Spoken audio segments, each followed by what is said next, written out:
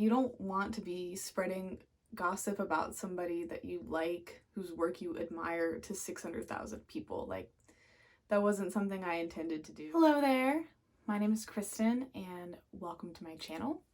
Here I like to talk about sociological and cultural issues through a pop culture lens or by looking at public figures.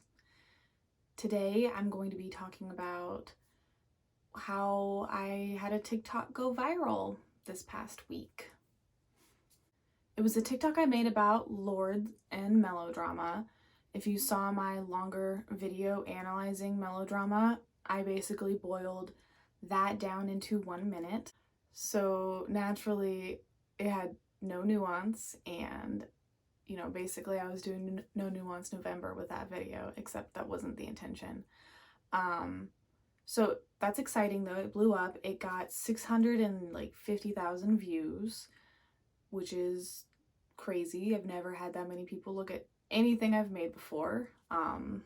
So that's really exciting.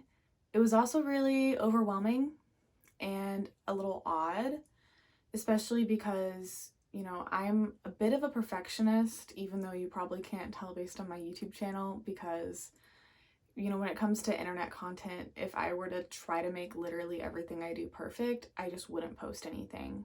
That's why I stopped posting for a while, because I was just not satisfied with what I was making. So, with TikTok, I made it maybe 2 weeks ago now. I had only had it for about 9 days when I made the Lorde TikTok that blew up. I've been trying to post every day on TikTok since I made it a little over 2 weeks ago now, or maybe less than 2 weeks ago. I don't know. What is time? And so one day I just was like, I could talk about Lorde. I made that long video. I did all the research. I know more or less what I would say. And so I typed it up real quick in my notes app on my phone. I narrated it, and then I put together pictures and video clips and added some music, bing bang boom. It was online, and at first it was just getting maybe a little bit more views than I normally would get. It was in the thousands, and then it was 10,000s, and that alone was kind of exciting and also overwhelming because it came with a lot of comments. And I don't know, it's just weird realizing that many people are looking at something you made, and it's something that isn't perfect because you threw it together on a whim and you were trying to fit a lot of information in 1 minute. So it's just weird. And then there's the added fact of it was about a rumor, about a pop star that I really like. And so I don't know, had I realized that many people would see it, I would have wanted to be more clear about what I meant and what I believe. You don't want to be spreading gossip about somebody that you like, whose work you admire, to 600,000 people. That wasn't something I intended to do. I really thought 1,000 people would see it, And so I wish in the TikTok I had said, I did make a point of saying, reasons why Lorde's Melodrama is about an affair between her and Jack Antonoff, maybe. And I said maybe, but it's still, I feel like when you watch it, you would get the impression that I 100% think that happened, and that's the case. And truly, it was just some sensational and lazy wording that was made out of, again, me deciding to make it, and then immediately making it and then posting it with no real review process. And so it is what it is, but it wasn't perfect, and it had no nuance, and I don't know.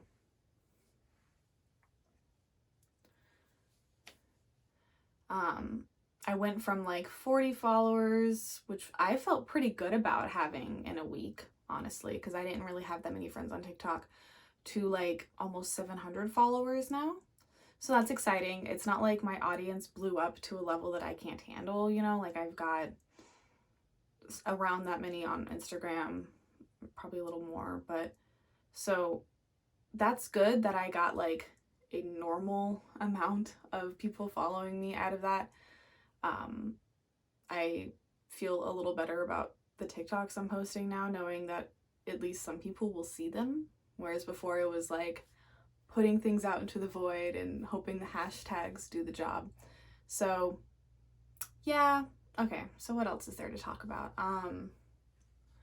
I got a range of comments, feedback, you might say, from people, and it broadly fell into 3 categories, although there were some others that don't fit into the 3 I'm about to say. But there was like positive stuff like, oh wow, cool, interesting theory, or oh, I'm gonna go listen to Melodrama again now that I, have heard this theory.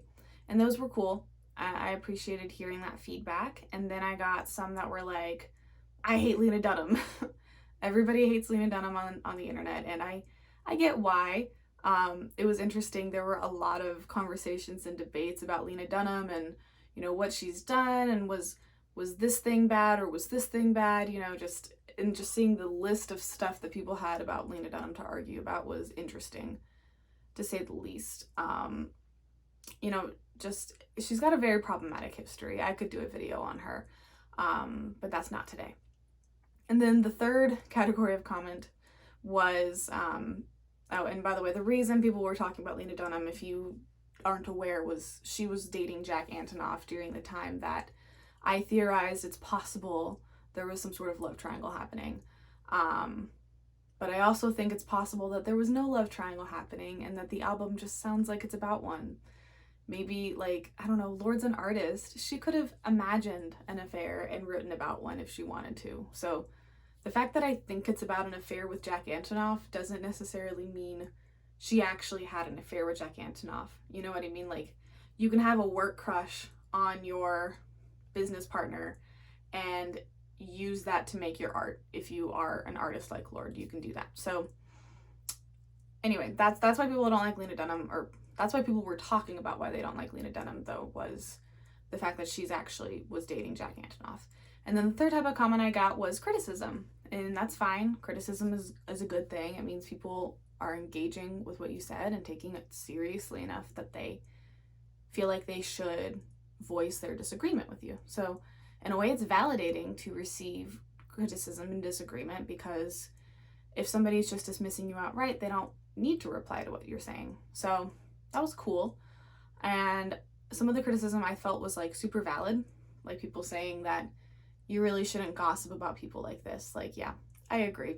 I feel like it wasn't the best decision on my part. It happened. So, it's just something I can reflect on and think about going forward as I make content. But I mean, at the same time, it's not a rumor I started. They're public figures. Rumors spread about public figures. So I just kind of have to think about, like, what stuff do I feel like is fair to talk about? What do I think is unfair? And how do I want to go about my wording in the future so that I'm not just like over representing the evidence that I have, if that makes sense. I want to make sure I'm not being crappy about the content I make. So those comments were, I felt like, really insightful, and I thought most of them were spot on. Then there were comments saying like, this isn't true, which is like, okay, it might not be true. I don't know if it's true. You don't know if it's true. We don't know if it's not true either. So those are valid. I mean, you can think what you want, and I think it's fine to tell me what you think. And then there were comments saying like that they just didn't agree with my interpretation of the songs. I talked about Greenlight and Sober in that TikTok. Like, I pointed out the way Greenlight talks about, I want to speak the truth. She thinks you love the beach, you're such a liar. All that stuff in Greenlight that really kind of speaks to, there's 3 people in the story that Greenlight's telling. There's the woman that her lover's seeing, then there's her lover, and then there's her. That's what I talked about with Greenlight. And then with Sober, I talked about just like, it was written at Coachella, and if you look at the lyrics, it just sounds like something happened at Coachella. And so but there were people who disagreed with just what I got out of those songs. And I think that's fine too. I mean, some people had like no reasoning, so I just didn't really know what to do with their comments. Like, people would comment and say just like, that's not what Greenlight's about. And it's like, okay, well, what do you think it's about? But some people commented and said like, well, they felt like Greenlight was more about moving on after a breakup, and they felt like the green light in the song represents her realizing she can move on finally. And I think that's a super interesting interpretation of the song. I think it's super valid. It's something that I also used to think the song was about, and I still sort of think it's about that, but like for the purposes of my affair interpretation, obviously that's not how I'm going to read the lyrics. I think that's a good reading of them though, and I think that's the cool thing about Lorde's music, is that she does write in a way where you can take what you need from the song or you can take what you want from the song, and the lyrics are written in a way that they're really universally relatable in many ways. Like, many of her listeners, I think, can appreciate and relate to her lyrics. Regardless of like what she wrote them about or what, you know, each individual listener gets out of them, I feel like that's something that she really is one of her strengths. So yeah, and then people didn't really have much to say about what I said about sober. It was really green light that people seemed to disagree about. Yeah. So let me think. Is there anything else I wanted to talk about in relation to this going viral? Oh yeah. So I wanted to talk about Death of the Author a little bit more. I made a TikTok responding to a comment that I got, and I tried to, I kind of haphazardly talked about Death of the Author in that TikTok, but again, it was, you know, something you made in a minute, and you don't really like script out or plan TikTok that far in advance. At least I don't, because I'm already doing that with YouTube. I can't do that on TikTok too. But I was trying to explain why I feel like we can have multiple interpretations, and also why it doesn't really matter what actually happened and what Lorde actually meant. Because, so with my understanding of Death of the Author, the idea is that like when, at least for me, when I'm interpreting media, so my idea of Death of the Author, what I understand it to mean is that when somebody creates a piece of art, an album or a book or a show, what they put into it, what their intentions are, what they are trying to express, matters to the extent that it's what they think their art means. But then once it's out in the world for consumption, every individual person is going to have a relationship with that piece of art, and they're going to have an interpretation of it. And every single one of them is just as valid as, and every single interpretation is just as valid as the author's, because it doesn't, like, every person's interaction with a piece of art is individual, and so it's difficult to really dictate what somebody's going to take from a piece of art, if that makes sense. And so with Death of the Author, in the context of this like melodrama is about an affair theory, it doesn't really matter what actually happened in Lorde's life, and it doesn't really matter what Lorde actually meant. What matters is every person's own interaction with the piece of work. And because people are familiar with her public life, and they are familiar with, you know, some of the ways that she and Jack Antonoff have been seen behaving, that's going to go into what people get out of the album. They're going to look at her life and see how her life applies to what the songs say. And so with that in mind, again, it doesn't actually matter what happened in her private life. In her public life, we saw them being very close. And then when you listen to this album, it really, really sounds like it's about an affair or a love triangle or infidelity of some kind. And that's just what it sounds like to me and to a lot of people. And so regardless of whether it actually happened, the album itself is about an affair to us. Is it about a real life affair that literally happened? That's not something I'll ever know. That's really for Lorde and Jack Antonoff to know, and for the rest of us to be curious about. But, you know, we can't know. They say it didn't happen. And so, I mean, that's as far as I can go with that. But what I can tell you is the piece of art that they made together sounds like it's about that. And again, like I think I already mentioned, like Lorde's a creative person. She doesn't actually have to have an affair to write about one. So it could have just been about an imaginary affair. I don't know. Okay, so that's what I wanted to talk about, Death of the Author. I talked about comments and just kind of generally what they said. I talked about how I it was just weird to get a lot of views like that, and just to know that many people were looking at something I made that, again, wasn't perfect. I think that's it. So yeah, it was really surreal. You know, it was an interesting day or two of like just getting a lot of comments. I mean, I'm still getting a bunch of comments and views, but yeah, it was cool. Going viral was cool. I don't know how people who go like super viral would deal with it though, because it was overwhelming just getting like I said, like 650,000 views. So I can't imagine someone who like blows up overnight, and like just, that sounds really stressful. So anyway, thank you if you watched to the end of this video. I really appreciate anybody who supports me, especially if you will like and comment on the video. That helps me in the YouTube algorithm, because while I have gone viral on TikTok, I have not gone viral on YouTube, and I would like to change that eventually. Maybe not though. Ooh, messing with my hair. Maybe I don't want to go viral on YouTube. I don't know. I do kind of. I don't know. Either way, would you like and comment on the video if you feel so inclined? And you know, if you want to dislike the video, that's fine. If you want to say, you know, stuff that you think, that doesn't make sense. If you want to disagree in the comments, you know, I appreciate disagreement. I don't love when people are like snide about it, but I also, you know, I'm not gonna let that get to me too much. Oh, there was one other thing I did want to talk about. Oh, okay, wait, my feet are asleep. Okay, this is like the most unscripted video I've ever made. We'll see how much I edit it. So, okay.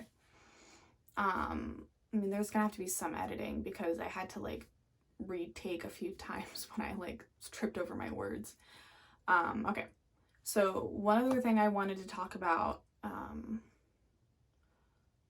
so the last thing I wanted to talk about in reference to this video was just, I did get a few snide comments, which, like, I'm not gonna read too much into something that somebody took 3 seconds to write to somebody they don't know on the internet, but I feel like it's worth talking about just so that other people can reflect for themselves. And so like one comment got like, it was actually kind of funny. It was like, she watches one Lindsay Ellis video and then she thinks she's a media critic.